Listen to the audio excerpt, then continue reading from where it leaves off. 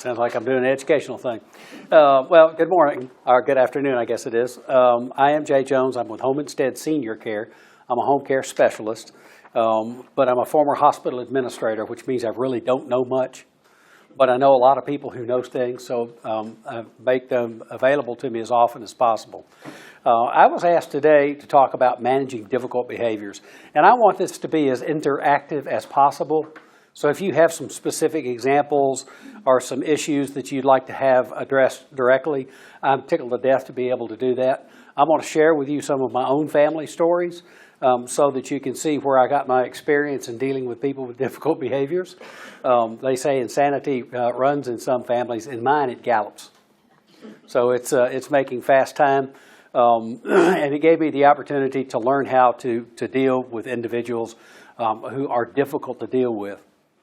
So we're talking about Alzheimer's primarily, and I will encourage you to understand that there's no T in the word Alzheimer's. It was Dr. Alzheimer's was the one that actually gets credit for it, but he was not the one that discovered the disease. Actually, somebody else did, but he got credit because he delivered the paper. So you know the person who delivers the paper is the one they name it after, and so that's why we call it that. It could be Jones disease, but it's not. It's Alzheimer's. It makes up about 85–90% of all dementia. The rest of the dementias are made up by various and sundry other things. There's totally, we know of 5. Basically, vascular dementia is one of those, something that comes as a result of a stroke.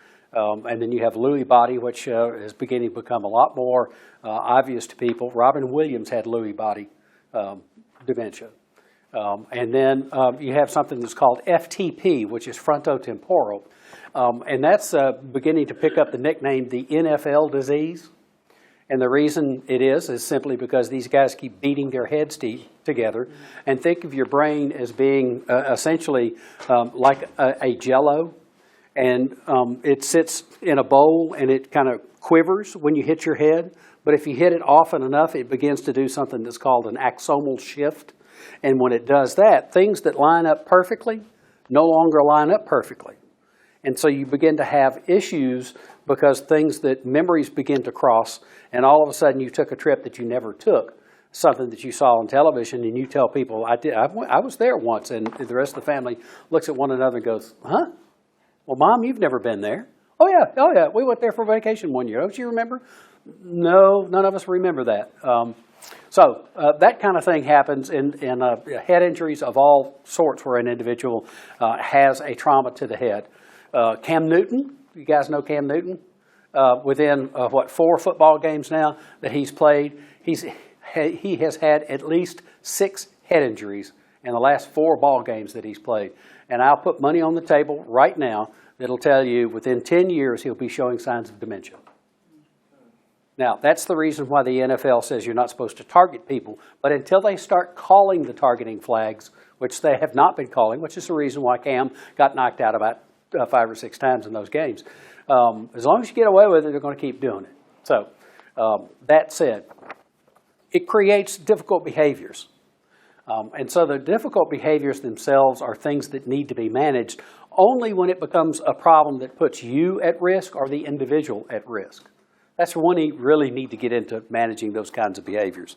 So the list here that we're going by, this is kind of an abridged version of what we teach at Home Instead Senior Care to all of our caregivers. They must go through a 4-hour training program that's put on by the staff on managing or dealing with Alzheimer's individuals. And that's one of our specialties. For 20 years now we've been doing this. So we got pretty good at it. So the behaviors that we're talking about are things such as aggression or anger. And we see aggression and anger a lot. Things happen where events occur where things happen that are out of the ordinary. Some of it, though, falls in what happens to us when we get older. So as I get older, I get less testosterone in my body. Women, on the other hand, get more testosterone. So as a result of that, women become more aggressive as they get older than men do. Men become more calm as they have more estrogen in their body. Okay, that's a biological fact. That's just what happens to us when we get older. Now you put on top of that a head injury, and your most difficult individual to manage that has a head injury or has Alzheimer's or any kind of dementia, you put the extra testosterone on top of that, and all of a sudden you begin to see some physical acting out and some anger and those kinds of things. And typically when people get this way, there's a need that has not been met, and it's your job to try to figure out what that need is. And that's a challenge, but the longer you're with the individual, the more it becomes apparent. That means I need to go to the bathroom. That means I need something to drink. That means I'm sitting here uncomfortable. That means I'm bored silly. I need to go exercise, and those kinds of things. So you've got to figure out what that is. Anxiety and agitation are a couple of more of those kinds of things that need to be managed. And then the next thing, as you turn the page, you'll see delusions and hallucinations. And this is the most difficult of all of them, because what we tend to want to do is we tend to want to talk the person out of their hallucination. And it never works. We fail every single time.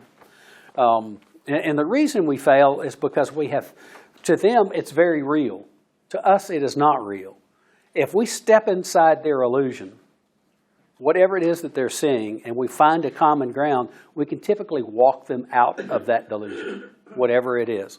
So let me give you an example, talking about my family. My brother, who's 5 years older than I am, was involved in a motor vehicle accident many years ago and slid across the pavement for about 40 yards after his head hit repeatedly, so he has a brain injury. The brain injury has been diagnosed as schizophrenia. So he has a combination of schizophrenia and a brain injury. And my brother, from time to time, would have issues. And one day I received a phone call when I was at the hospital, and he said, the police are coming to get me. Now, my brother lives in Little Rock, and I'm, of course, here in Birmingham. And I said, okay, so what for? And he said, well, for the murder. And I said, oh, goodness, did you witness a murder? He said, no, I murdered someone. And I said, and the police are coming to get you. And he said, yeah. And so at that particular point, I was not well trained, and I didn't know exactly what to do. But luckily enough, as a hospital administrator at Lakeshore Rehab Hospital, I had a neuropsychologist on staff that I could run down to his office and say, help, what do I do? So he gives me a couple of strategies. He's the one that introduced me to the whole notion of stepping inside of the illusion and then walking out of it with the individual. So I went back and picked up the telephone and called my brother back, who's in Little Rock, and I said, Butch, which is conveniently what I call him, Butch, let me, the chief of police in Little Rock is a really good friend of mine. He went to high school with me. Let me call him and see if I can find out what this is about. Now, I just did something that we call a fibette. Little fibettes, and because basically I don't know who the police chief is in Little Rock, certainly not somebody I went to high school with. But I sold my brother on the notion that I knew who this guy was and I could get some inside information. So I let about 30 minutes go by, and I finally called him back and I said, okay, I talked with him. And here's what we've discovered. They are looking for a Don Jones, but I gave him a physical description that was completely different than my brother's description. So I acknowledged that the police were looking for Don Jones, but I helped him understand they were not looking for him as Don Jones. We've probably done that about 6 or 8 times over the last 5 years. Still continues. And I use the same thing because I'm not smart enough to create a second line. I've got this one, it's working, I'm going with it. And he calms down and he says, oh, okay, so it's another Don Jones they're looking for. Now, I haven't tried to dig into the murder thing. Did he see it on TV one day and think he was involved? I have no clue.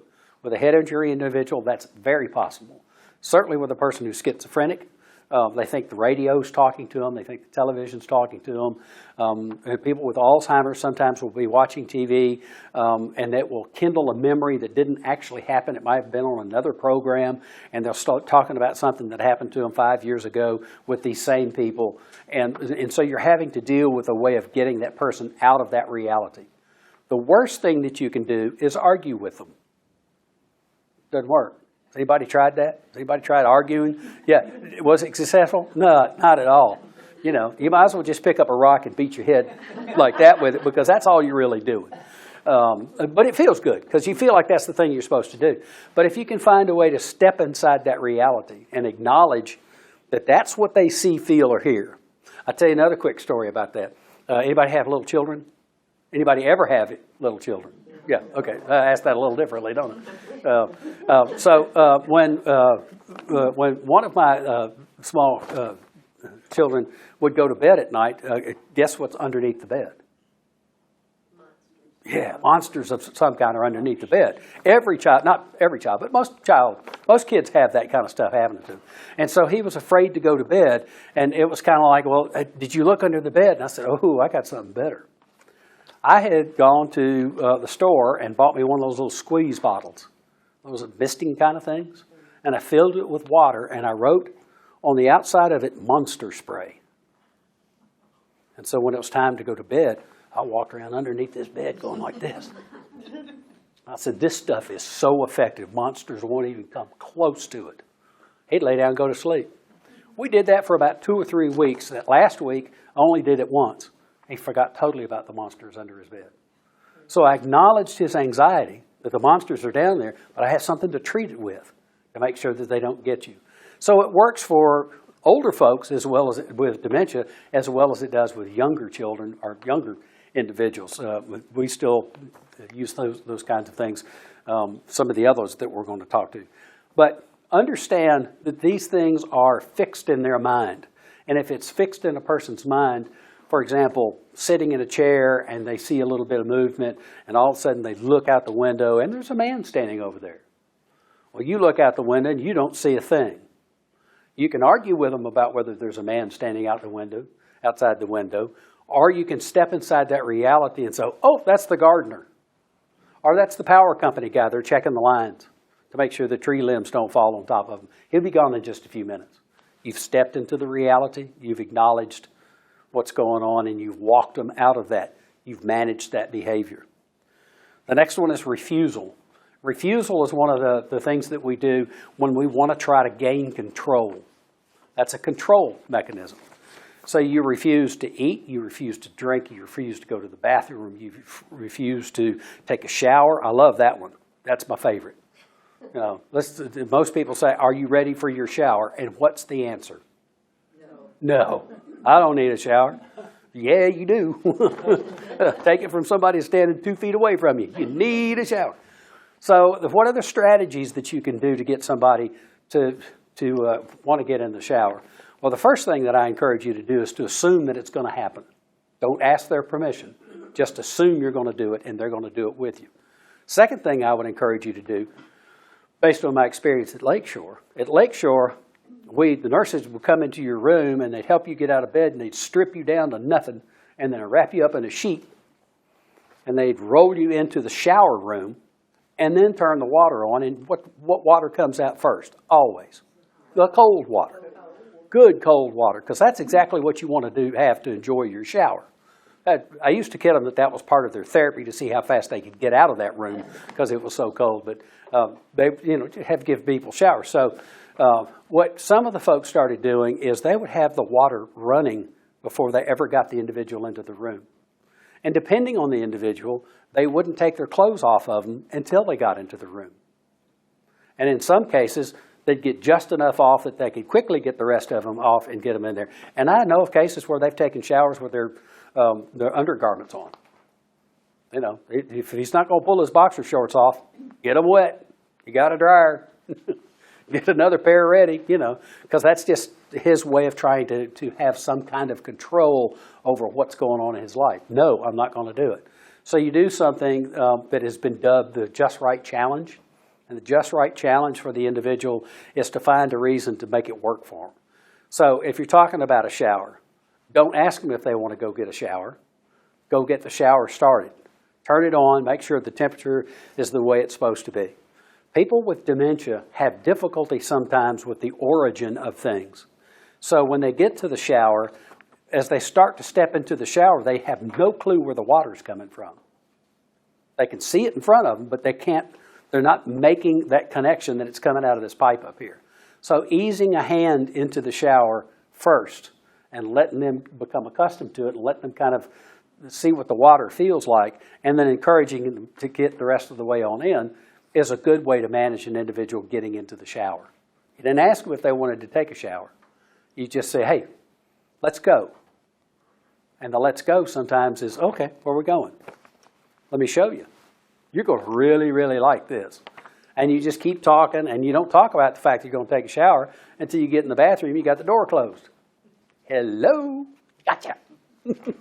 So that's a great way to deal with refusal. Water is the same way. If you've got somebody that's having difficulty not hydrating enough and you need to get them to have something to drink, it could be the drink of choice.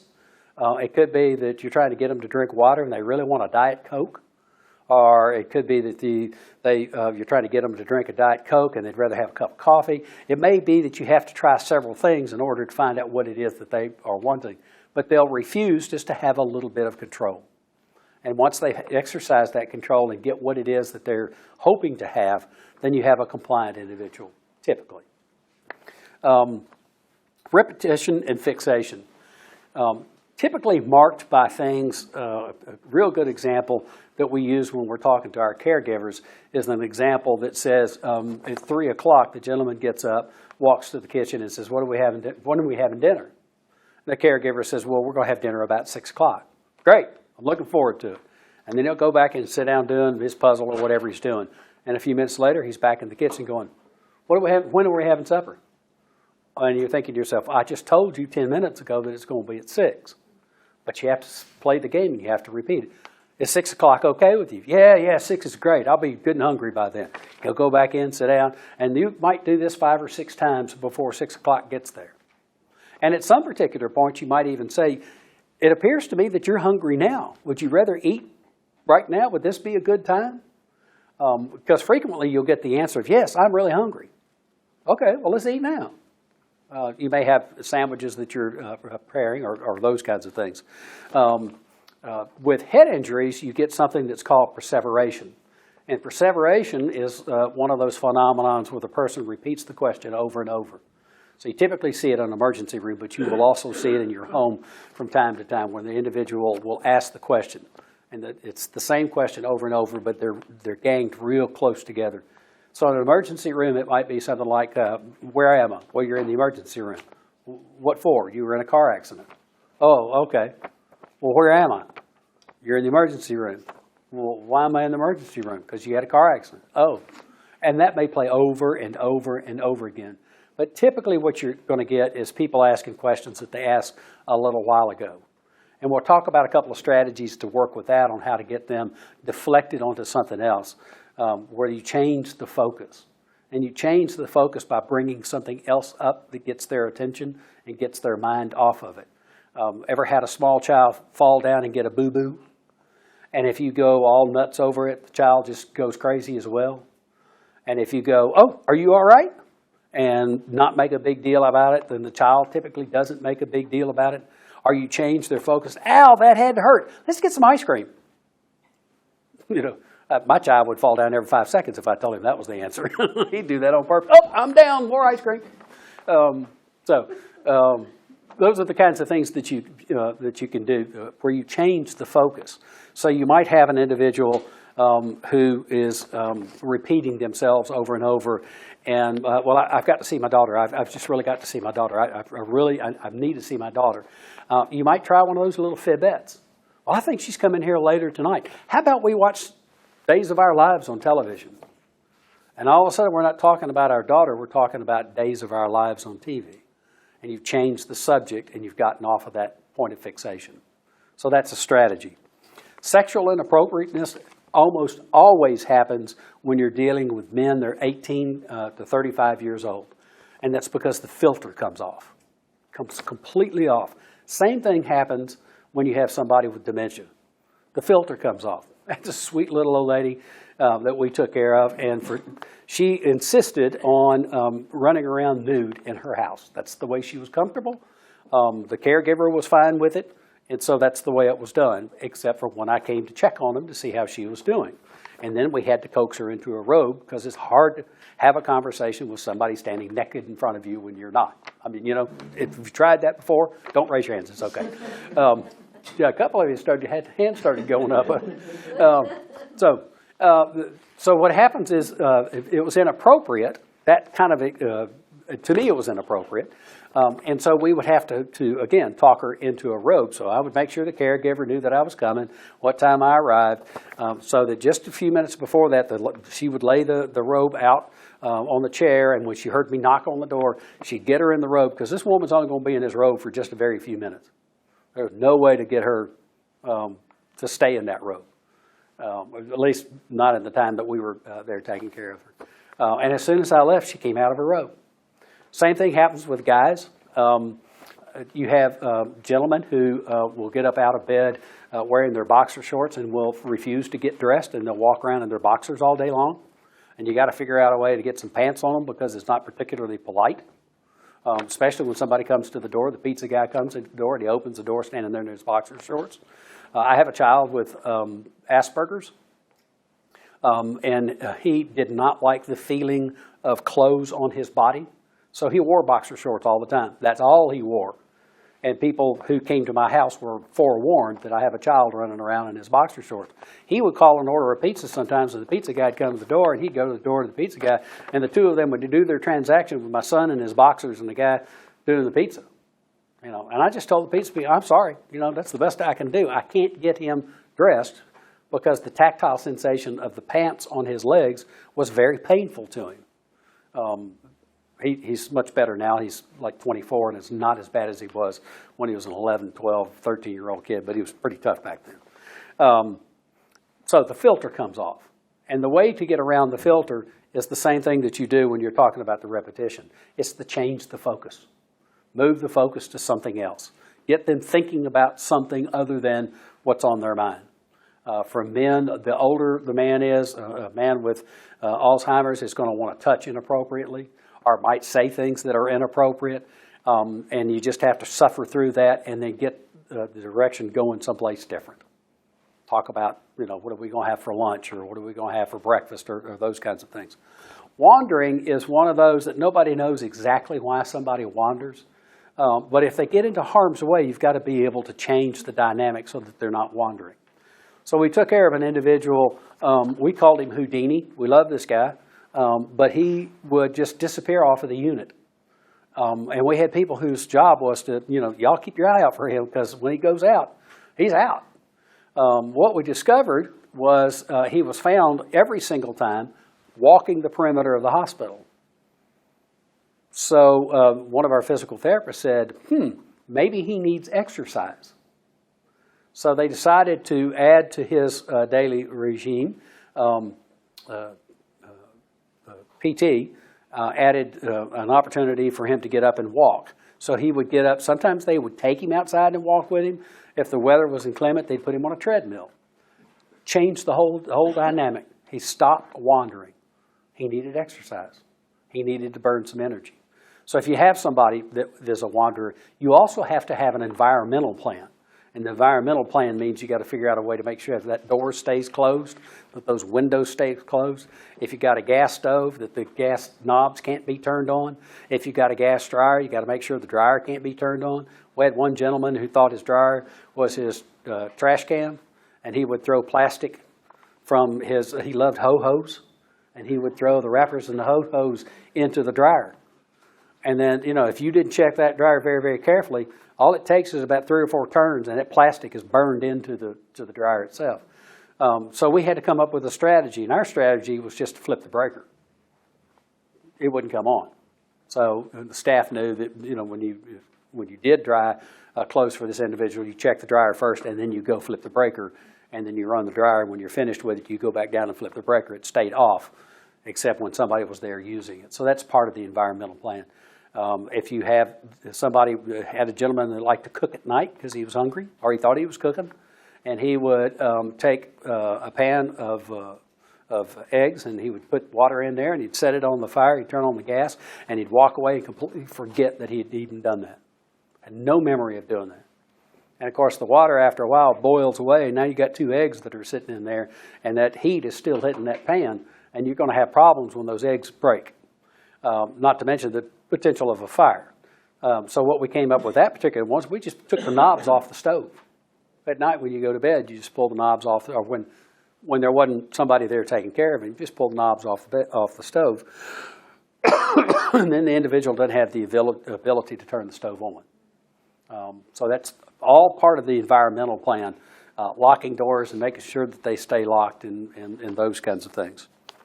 Next on our list, turning the page, I'm just kind of using this. And again, most of these things that are listed here are underscoring that the individual has a particular need that they have, and you got to get down to the bottom of what it is that they want.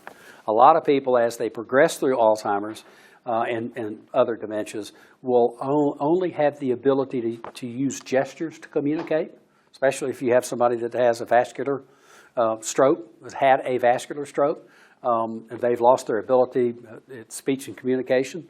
Alzheimer's is the same way. The first place Alzheimer's attacks is the speech-language communication part of your brain. That's the first place it attacks. So the first thing that goes is nouns.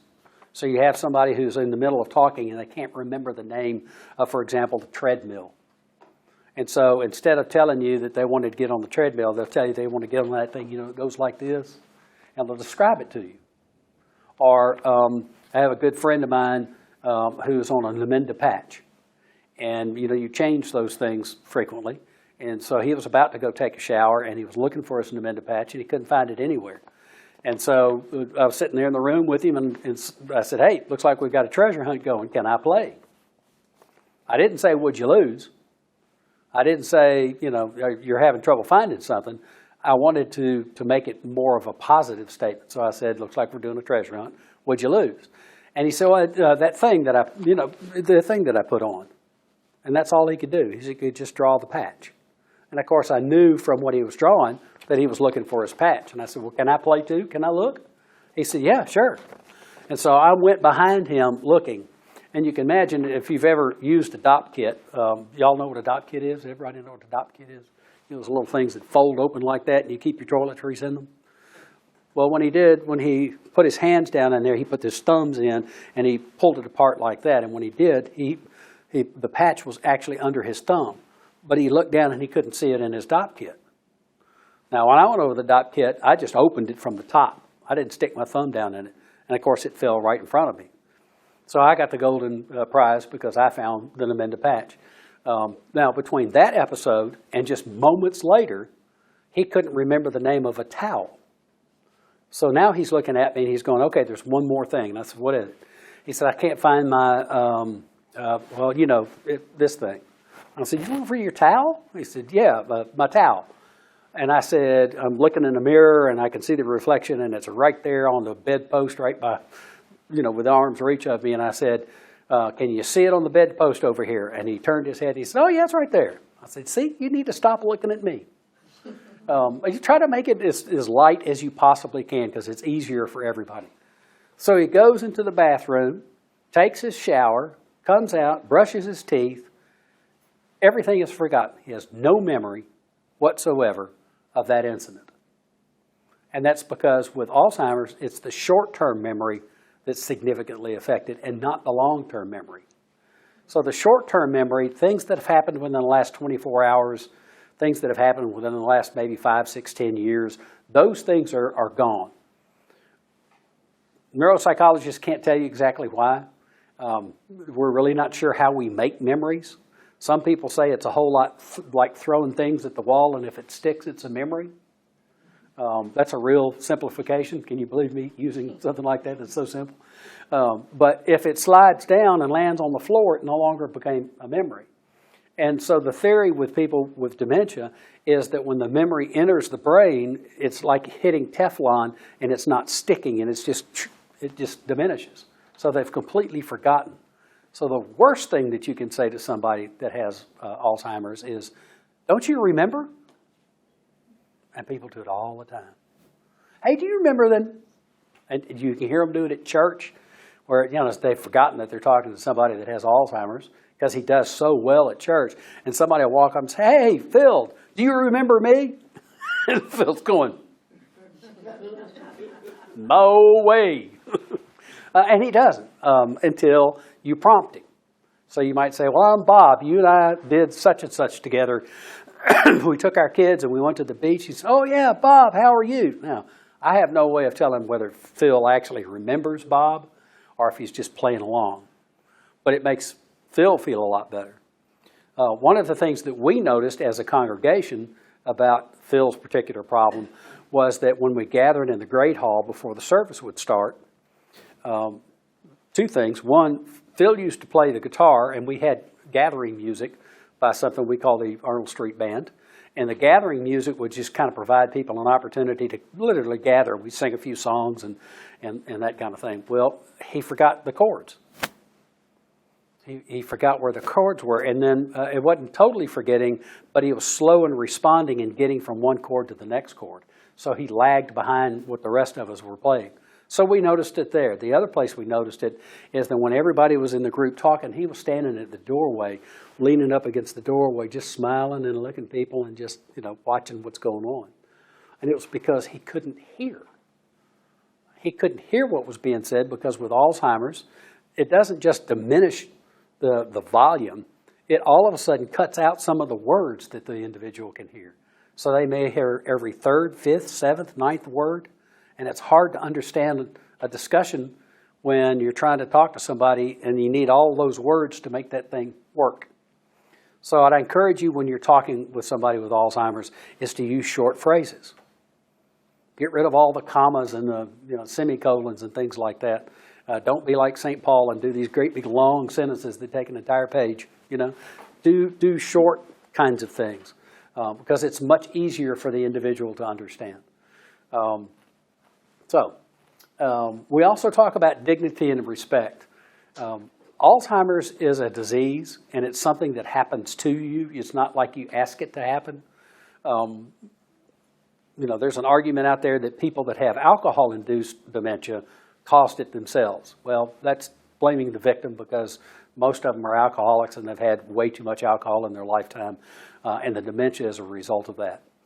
And so talking about dignity and respect, especially when we talk to our staff, we say to them, remember who this person was. He may have been the president of a bank. May have been one of the most intelligent people you've ever met. He taught at UAB and was one of the top 3 or 4 on the faculty there. And so remember that's the person you're speaking to. And always assume that they can hear what you're saying. Always assume that. And I'm going to give you some communication tips here in a few minutes. But the best way to communicate, can I move? Is it okay? Can you follow me right over here? The best way to communicate with anybody, if you want to get the communication clear, is to get down on their level. We see eye to eye on whatever it is I'm going to say. We may not agree, but we see eye to eye. So if you have somebody that's in a wheelchair, if you have somebody that's just sitting down because it's difficult for them to get up, when you get down to this level, do y'all remember transactional analysis? Anybody remember that? Well, now we're doing adult-adult. That's what we're doing right now is adult-adult. When I stand up here, we're doing teacher-student, which could put you in your child. So you'd want to avoid a dynamic where there's a step between you and the person that you're speaking with. So if you get down to the same level or get up to the same level, the same goes true. If you're sitting down, the person walks in the room and you're trying to have a conversation with them, stand up and have the conversation because they will understand you better. You'll see a lot of lip reading going on. That's typically for people who can't hear and not just people who have difficulty with words being dropped out of the conversation. And for some reason or other, men have a lot of trouble hearing women. The reason that's there is because most men lose hearing in the higher registers as they get older, whereas women, on the other hand, lose in the lower. So y'all have trouble understanding us. We have trouble understanding you, but we talk fine to each other. Guy to guy, you can hear me probably just as well as anybody. But if I'm talking man to woman or woman to man, there's a difference in what our brain actually perceives in the hearing. So you have to figure out if that's going on, and you have to step away from it. But remember the dignity and the respect. Remember who the person was. Especially if you're dealing with the pastor of your church, and I'm not saying this is the case here, but the pastor of your church who all of a sudden is diagnosed with dementia, and the diagnosis comes because there's been some acting out behavior that's preceded the diagnosis. Alzheimer's is the most insidious disease we have, because by the time you figure out the individual has the disease, they've had it for about a year to a year and a half. Most of us will sit with our siblings or with friends and have these little funny stories. Did you notice Mama did such and such? You know, she was doing that with me. And all of a sudden, you got a couple of people are recognizing that Mama put the car keys in the freezer and the ice bin. And why did she do that? There's no logical reason. Even if the key was hot, there's no logical reason to do that. And then once you get that piece, you begin to add a whole bunch of other stuff to it. And all of a sudden, people are looking at it and go, okay, Mom's got a problem, Dad's got a problem. Well, the first thing you do if Mom or Dad's got a problem is you rule out any medical issue. Because so many dementia cases, so many cases that appear to be dementia are actually medical issues that need to be resolved. UTI is a great example. Ladies, I'm sorry for that. That's typically something that y'all have that us guys don't have. And when you get it and you have any kind of other illness, a lot of women end up in the emergency room. Because not only do they have discomfort and pain, but they're acting demented, if that is a good word. They're having weird things going on. Another thing that causes weird things that going on is medication contraindications. So you're taking some medications that aren't working together very well, and you've forgotten whether you were supposed to take your water pill, or if you took your water pill, so you take another one. So now you've taken two, and then an hour later you've forgotten that you've taken one, so you take three, and all of a sudden you're completely dehydrated. Well, dehydration is another one of those things that causes the individual to act as if they're a little weird. So you got to rule out all of the physical things before you go do the testing for whether it's actually dementia or early cognitive disease, whatever way that they want to call it. For my money, the best person to diagnose that is a neuropsychologist. That's what they're trained for. Their whole training is at diagnosing cognitive issues. Now, psychiatrists do it, neurologists do it, a lot of family practice physicians do it. So, I mean, there are a lot of people out there that can do it, but I like my neuropsychologist and would highly recommend them. So there's a list here of some of the other things that cause health-related issues that can cause symptoms like that. Pain could be one of those as well. So we're going to flip over here, because time is running on, and talk about the redirect. Redirect is one of the strategies that you'll do, and that's the one where you refocus the person. Now, you remember me talking to you a little while ago about the fibettes? They are your friend. A fibette is a friend. But be careful with your fibettes, because you might find yourself in a situation where you have to add to your fib and add to your fib before you can get the desired results. And if you start mixing your fibettes, you could cause more problems than you really want to get into. So, for example, one of the ones that we do in the presentation that we do, like I say, it's a 4-hour program, and I'm trying to jam all this stuff together for you. But one of the things that we do about the fibettes is the one where the caregiver says, but your daughter's coming over to make supper for you tonight. Oh, she is? Yeah. What happens if the daughter doesn't show up? Well, the daughter was never even planning to show up in the first place. She didn't even know that was an option, but you've laid the table for that. So you either have to come up with a way of saying something's come up and she's not able to make it, to get her out of it, or hope that the short-term memory is compromised enough that they don't remember when they've gotten into that next activity that the daughter was coming over to fix dinner. And frequently, that's what's happened. Frequently, what happens is they forget that is there. One of the first ones we start out with is, I think it was a bird colonel who we were taking care of, and the caregiver couldn't get him to take a bath.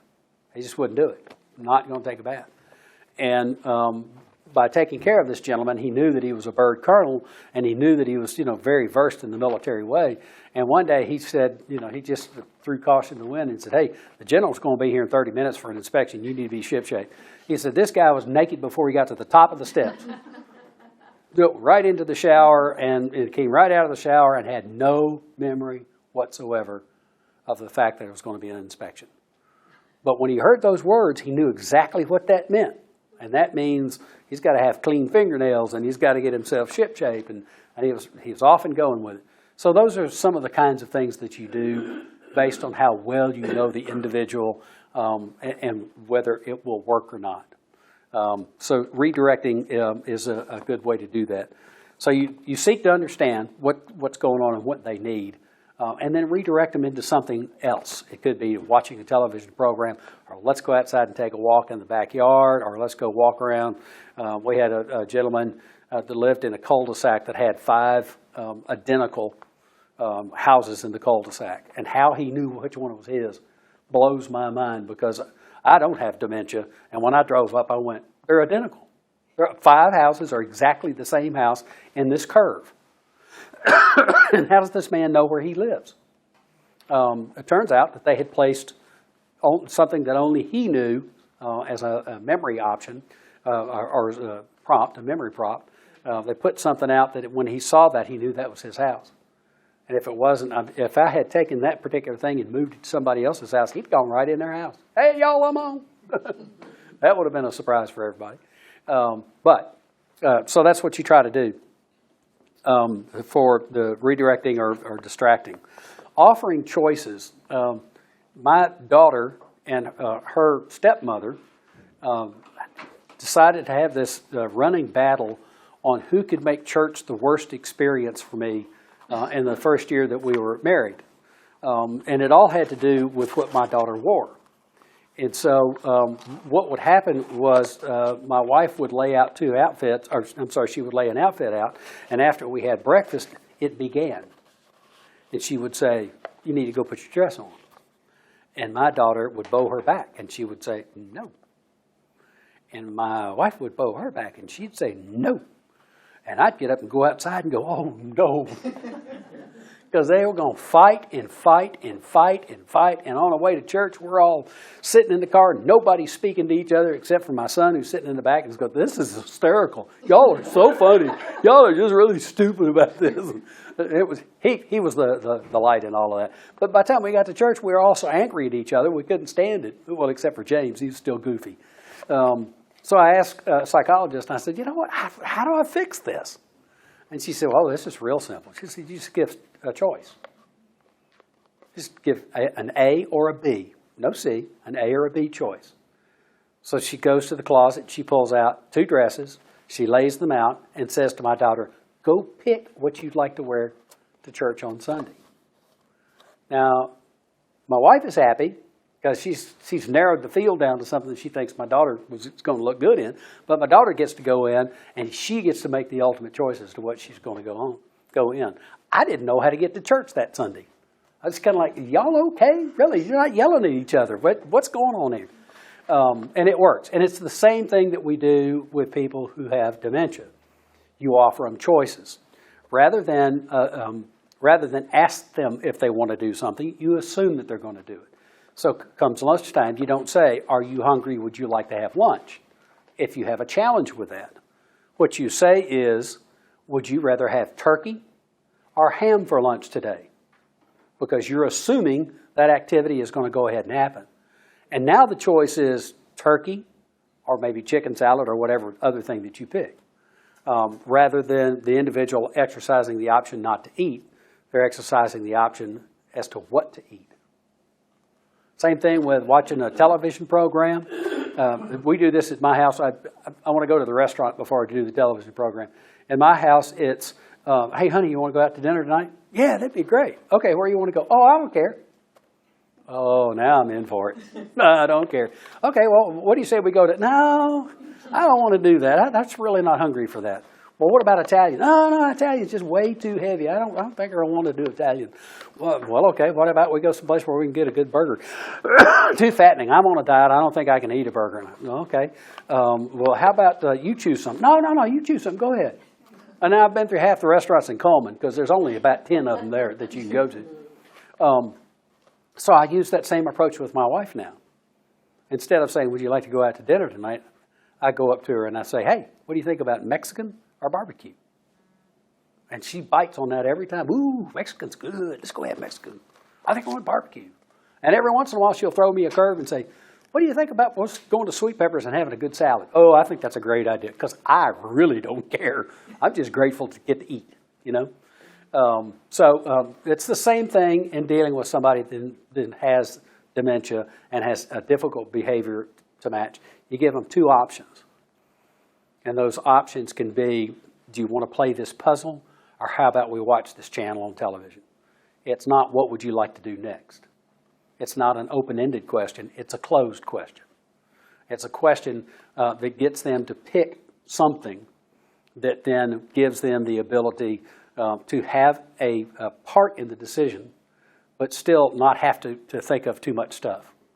Who's been to Starbucks lately? Anybody? Have you ever tried to order a cup of coffee?